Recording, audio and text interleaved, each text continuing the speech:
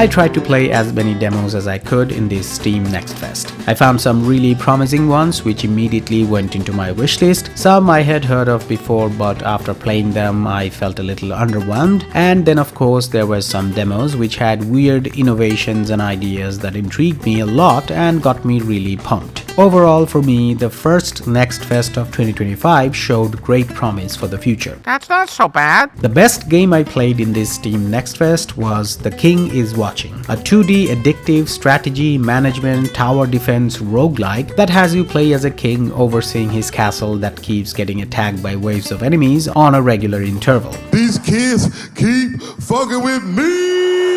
You have these tiles inside your castle where you can place buildings that produce resources, research new upgrades, train troops, and so on. Very similar to RTSs like Age of Empires. But the catch is, these buildings only function while the king's gaze, represented by this frame, is upon them, which explains the name of the game. Of course! It was so obvious! Meaning when the king is not looking over these buildings, they just pause and stop functioning. This is the central gimmick of the game, and it creates a very interesting gameplay loop that forces you to think and strategize. You forced me to turn up the violence factor, you can damn well bet I'll do it. Since your castle is being invaded by enemies on a regular basis, you need to keep training troops to defend it, all the while making sure to produce resources like wheat, wood, water, etc. that are needed to train them. These resources are also needed to upgrade and unlock new facilities, research new buildings, unlock new combat options, and so on. Tempting.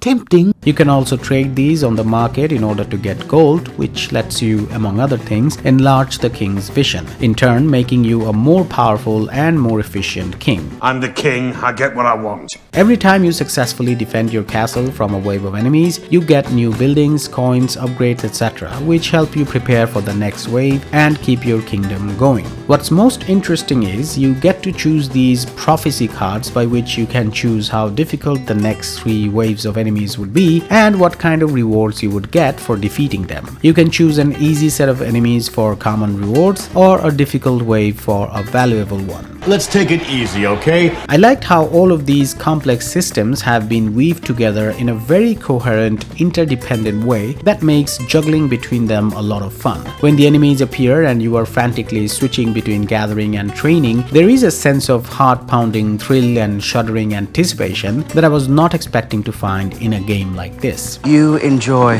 the game. I do. Granted, at the first glance, visually the game seems to be overburdened with too many systems and UI elements that might put some people off. Truth be told, I myself was quite hesitant to try the demo for the same reason. But I'm so glad I gave it a try and had a spectacular time with it. I'd like to keep playing it. There are some minor quirks like this message window not going away automatically even though it's empty, and some UI elements could use some design tweaks to be more visible, I guess. But overall, I'm thoroughly impressed by the demo, and this is the game I played the longest during this Next Fest. As someone who's generally not much into strategy, tower defense, city builders, or management sims, I'm just surprised at how much the demo kept me hooked for run after run. I truly believe this game has a great potential to be the next Balatro or the next Vampire Survivor. It simply has that kind of addictive appeal. This game isn't just addictive, it stays with you.